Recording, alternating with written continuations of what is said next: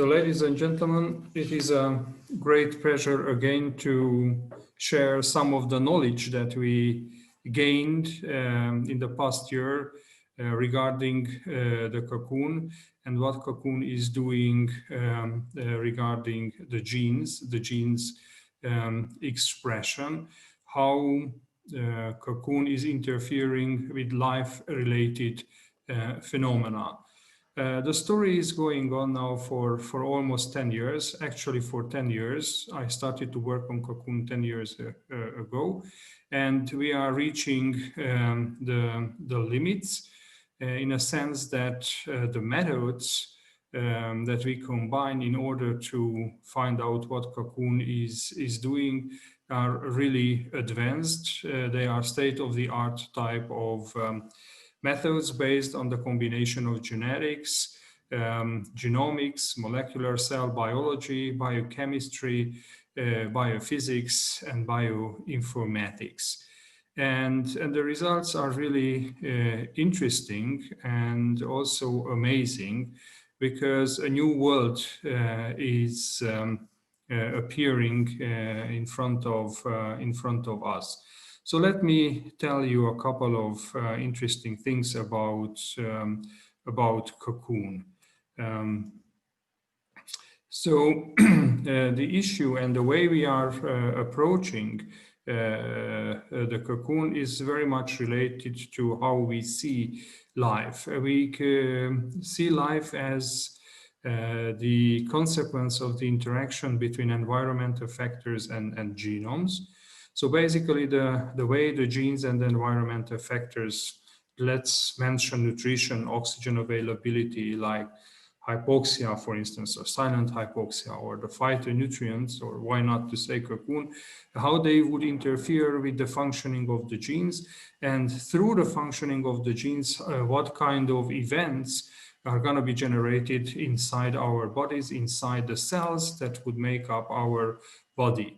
Certainly, there are several methods and ways to investigate the control mechanisms and the physiological events occurring in our bodies. But we are very much interested, as I said earlier, in the cellular events.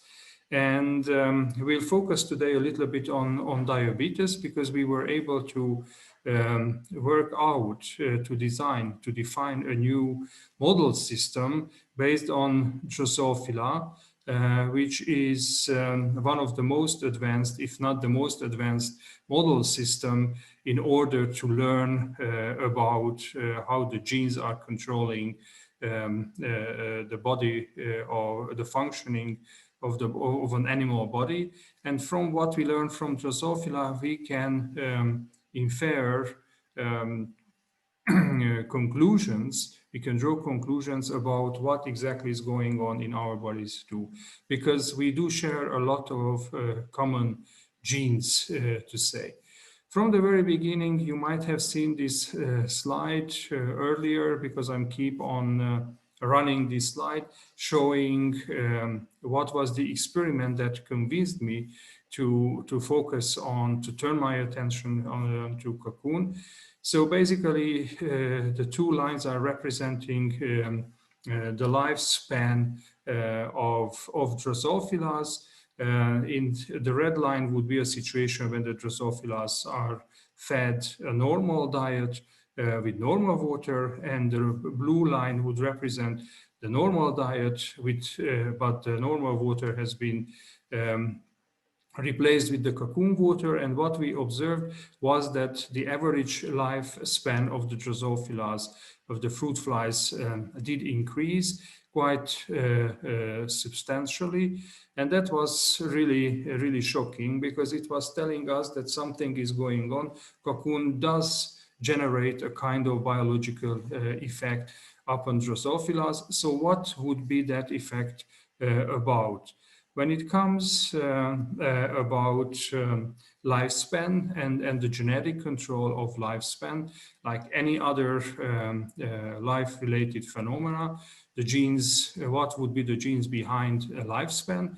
Certainly, previous studies done by other laboratories were able to show that there are so-called the mediator genes, the stress-resistant genes, housekeeping genes, mitochondrial genes, cellular senescence genes, and all these genes work together in order to increase the stress resistance, to increase the adaptive stress response efficiency. So, and we were able to show that the cocoon, in our experiments, that the cocoon does exert an effect on these particular genes.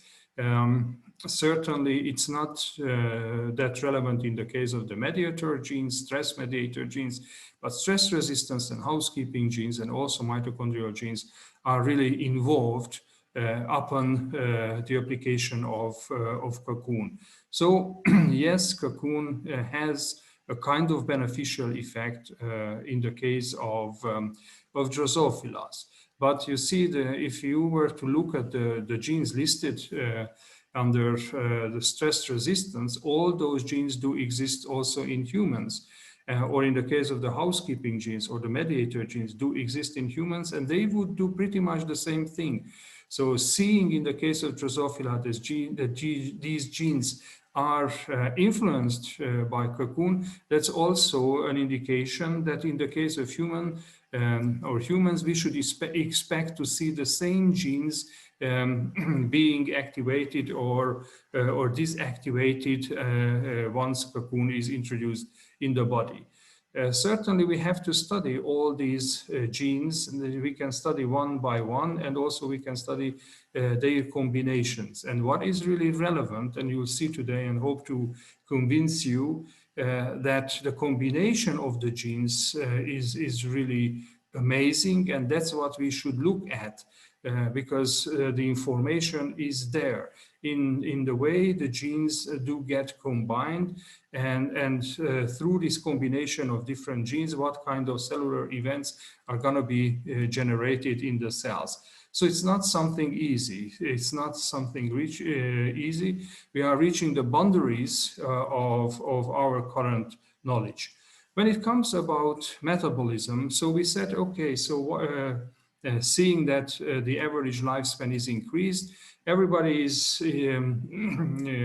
talking about the relevance of the metabolism. So, okay, why not to look at the metabolism? When you look at the metabolism and metabolic issues, certainly everybody knows very well that we should eat according to our metabolic type. And physiologists do define different kind of metabolic types or metabolic profiles. As you can see in here, the autonomic one, the oxidative one, the combination of these two.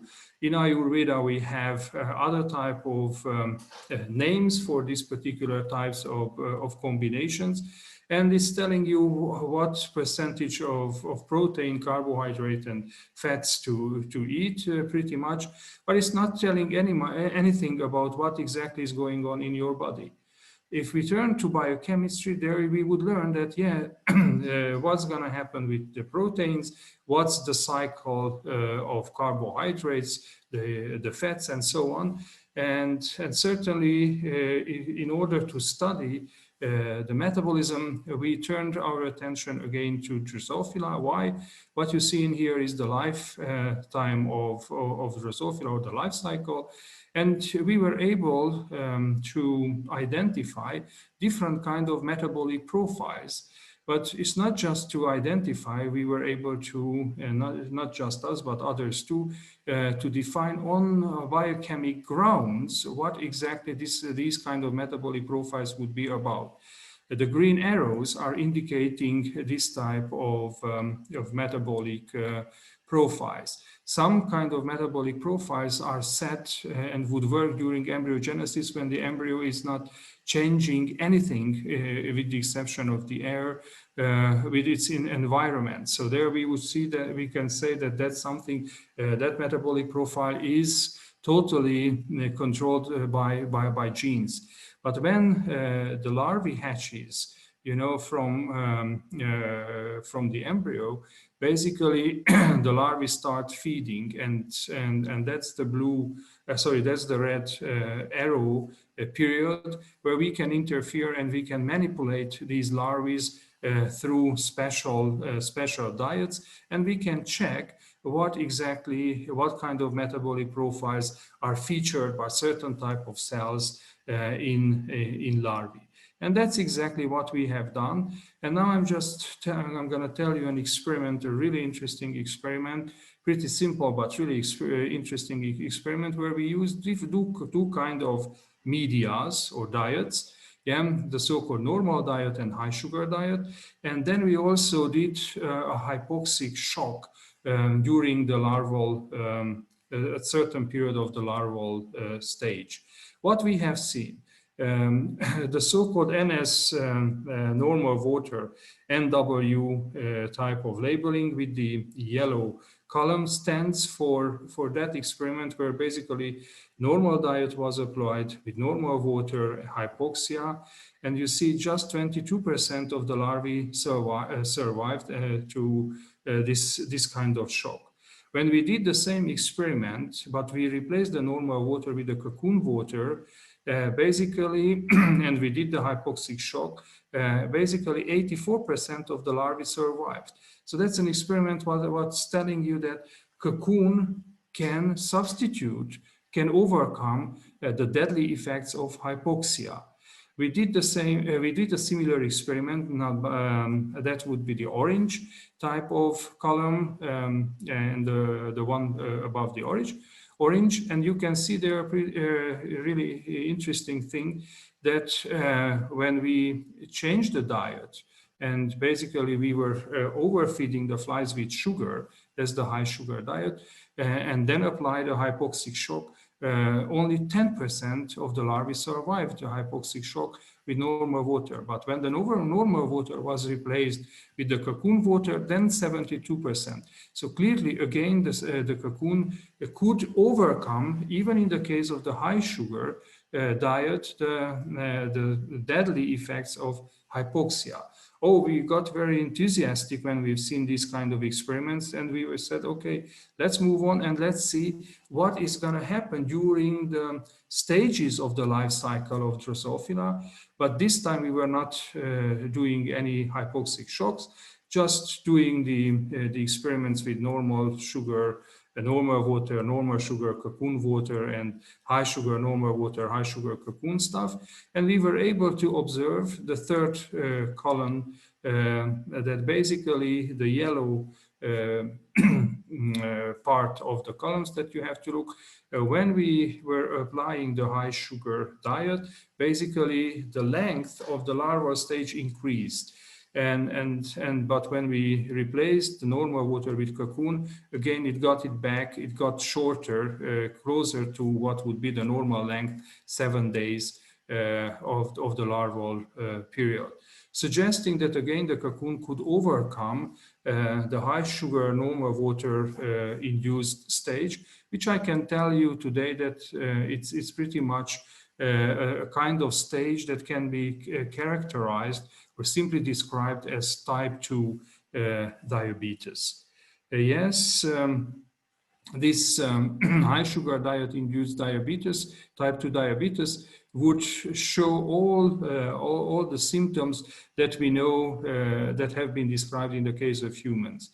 Certainly, we were curious about the genetics, about the genes that would go wrong, that do get expressed, would go working wrongly due to this diabetes.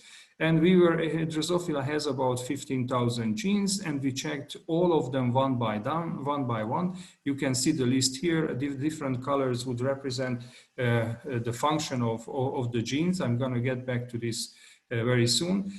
And we were able to generate such tables, huge lengthy tables with a lot of data.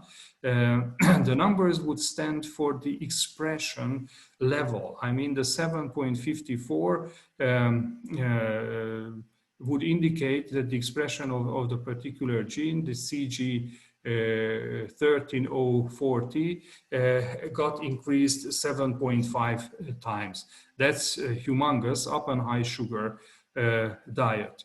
But to make a long story short, basically this graph is telling us that at about the relevant genes whose expression changed, either increased or decreased, were about, let's say, 500 and 200.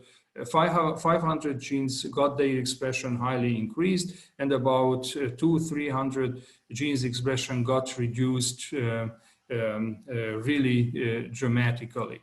And also we were able to show, but we cannot get in very much into detail, that the Cocoon water could indeed cover some of the negative effects related to hypoxia, some of the negative effects related to diabetes. Actually, when we looked at every single gene one by one, and we were able to define groups or clusters of genes based on what exactly these genes are doing.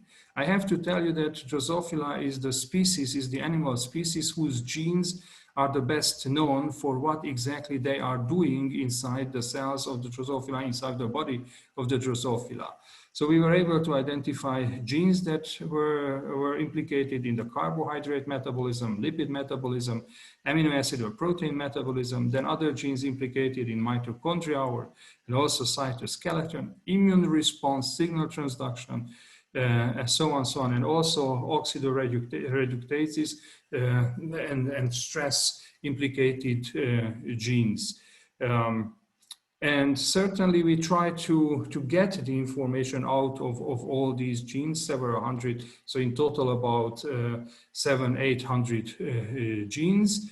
And we started to make all kind of studies, like for instance this principal component analysis, which is telling us that basically all these relevant genes with their expression significantly changed would group together. Some of them are scattered more distance from this cluster in the center, suggesting that their functions are somehow related. But certainly there would be some genes whose functions would stick out from the main picture. So yeah, it's a broad picture, but to make sense of all this humongous information, we started to design interaction maps. You see, in Drosophila, it is known for every single gene encoded protein, whether they would interact inside the cell or not. And that's how we can construct interacting networks between genes. I mean, if two genes are interacting, then they are going to get an interacting line between them. So that's what you can see in here, and I just pinpointed, and there are only the genes that are implicated in the carbohydrate and lipid metabolism, and also mitochondria related genes. And in other words, this would be the first map of diabetes regarding the genes whose expression is going to change dramatically. So in other words, if we really want to get fixed the diabetes, we would need to fix this kind of interaction between the participating genes. So these are the main players of diabetes, and we would need to fix them. So that's very interesting to see, you know, how complicated is actually diabetes. So it's not a simple issue, as we were taught when we initially started to question what diabetes would be about, and we were doing those physiology type of experiments. Okay, so you would say, yes, interesting picture, looks nice. So it's it's a graph type of interaction network, but can we make any sense of it?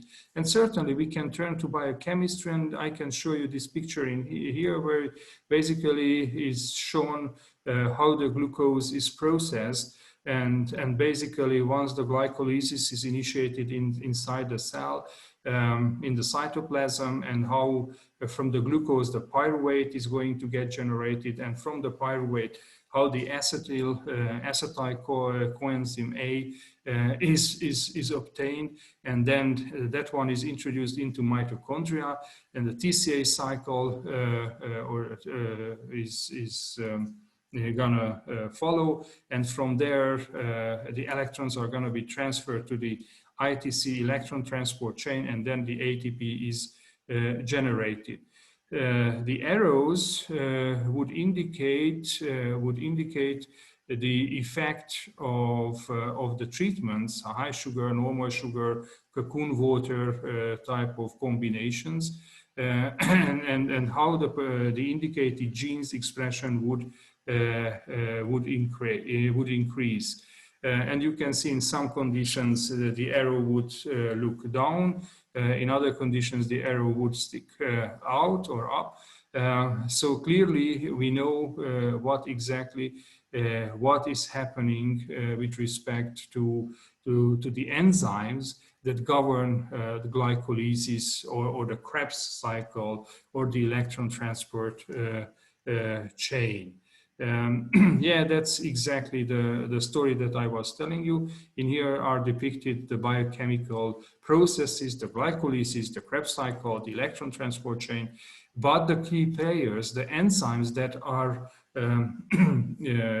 facilitating all the events encoded by genes are not shown in here. Nevertheless, you got the broader picture. But to get very much into detail, you can see in here in detail what is going on. It took us years to figure out this kind of picture, and we know what exactly is or what we should expect to see in a cell that's gonna be that's on a diet, on a normal diet, or on a cell that's on a high sugar diet, or on a cell that is on a normal diet with Cocoon water, or a high sugar dieted cell with Cocoon water. Interesting things. I can tell you, really interesting things. What was quite surprising for us was that basically this overload of sugar, the high amount of sugar, is going to be used very much to produce ATP initially. So huge quantities of ATPs are going to be produced, and that's this slide is depicting the mitochondrial electron transport chain, and all the elements, all 5 elements or 6 elements of this system basically are going to get expressed at high levels, suggesting that the ATP synthesis is going on at high level. If there is a lot of ATP produced, then that ATP is produced, then that huge amount of ATP is going to be used for protein synthesis, and also to maintain the membrane potential at higher levels. Both are relevant and interesting. And to suggest and to add more to this story, which is basically the genetics of diabetes, yeah, we can see that the redox system, the system that controls the redox potential inside the cell, would show interesting key players. I would just pinpoint this JEFRAC1 in here, this gene and protein, which basically exists in the cytoplasm of the cells and is very much implicated in reducing the oxidative stress. But you see, though the mitochondria are working at a high level, there is very little reactive oxygen species or oxidative stress inside the mitochondria. Why? Because the enzyme like this SOD or the GPX, another enzyme, or the catalase, expression levels are not changed at all, suggesting that in mitochondria there is not much oxidative stress, which is a great thing, because mitochondria are going to get maintained at high standards. In the cytoplasm, we do have some. That's indicated by the presence of JAF-RAG. Yeah, so interesting features just by looking at the expression of genes. So the Redox system is just one, but to our surprise, we were able to see a lot of genes implicated in the cytoskeleton. And most probably these cytoskeletal genes would work really intensively in muscles, in muscular cells, and they get expressed at really high levels, suggesting that their relevance is cannot be denied. And what was even more amazing was the fact that we were also able to see, for instance, the John and a serine type of endopeptidase and some metallopeptidases encoded genes expression increasing, suggesting that not just the synthesis of proteins is going at height, but also the degradation of proteins is running at a high level, which was quite surprising and never before reported in diabetic cells. Then we were also able to observe that the innate immune system related genes expression is going to change dramatically, which is very much related to the efforts of the cell to cope with the extra amount of sugar. So getting back to diabetes, you see, we were able to generate, using a Drosophila model, multiple pathological and physiological effects just by manipulating the diet. And also, though I wasn't really talking very much about the oxygen availability or the hypoxia, but that too is heavily implicated, can worsen the things more dramatically. We could also show that the carbohydrate and the lipid metabolism, ATP production, protein synthesis are going to change. There are changes at the level of the redox system or status of the cell, cytoskeleton, immunity, membrane functions. I haven't talked today about the insulin resistance and haven't talked about inflammation, but all these things are going to worsen upon a diet rich in carbohydrates. And then you might ask, based on the experiments that I was telling you earlier, what would be, can Cocoon interfere with all these kind of complications? Though they are, as you can see, much more complicated phenotype or outcome than the one described, very much like an increased glucose level, blood sugar level. And then to simplify the things, you just have to pay attention to your diet and do some exercise and everything, and you can get rid of diabetes. No, it's much more complicated, because as you could see, there are several genes implicated. When it comes about treating diabetes, we need multi-level target strategies, because we would need to fix all these interacting gene or protein interacting networks. But to fix, first we would need to look at them and to see how Cocoon, for instance, can modify, the interaction network of these genes in the case of diabetic condition. And in the following slides, I'm going to show you some such slides. Here you could see the carbohydrate metabolism. On the left side, you have the diabetic condition, And on the right side, you have, and it's also indicated there with the Cocoon logo, the Cocoon effect on the diabetic interaction.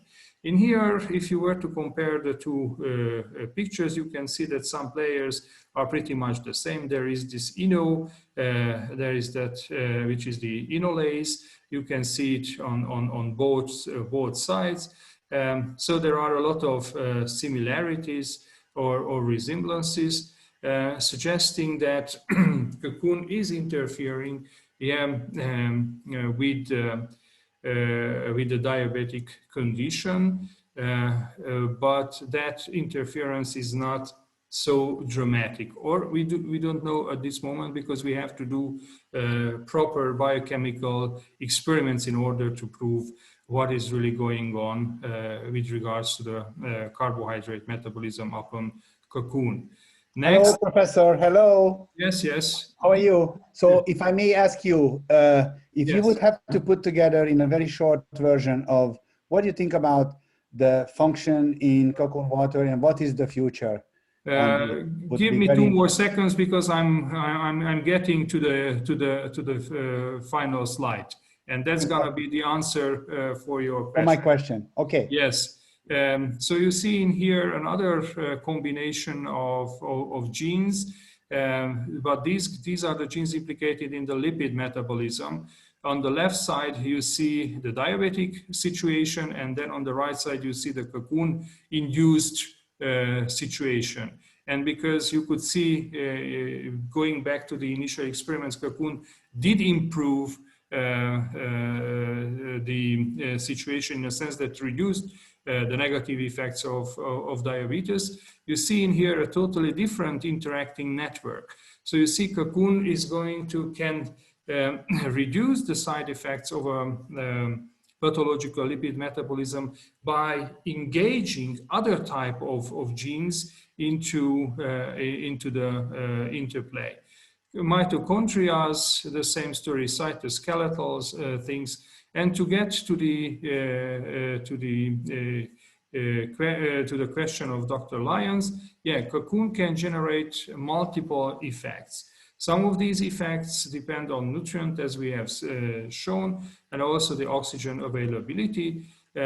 Basically, it does not lead to excessive or increased amount of reactive oxygen species or oxidative stress. In the contrary, would be able to cover the negative effects of silent hypoxia.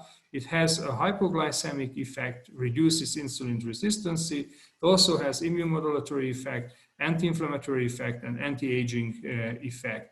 I do not want to continue or add too much to the story, because I already went over the time.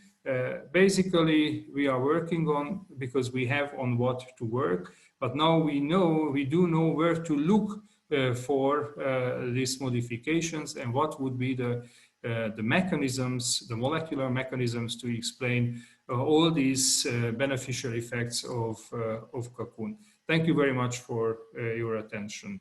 I'm ready to take questions. Thank you very much. It was really good and explained very well. And we are continue with these studies.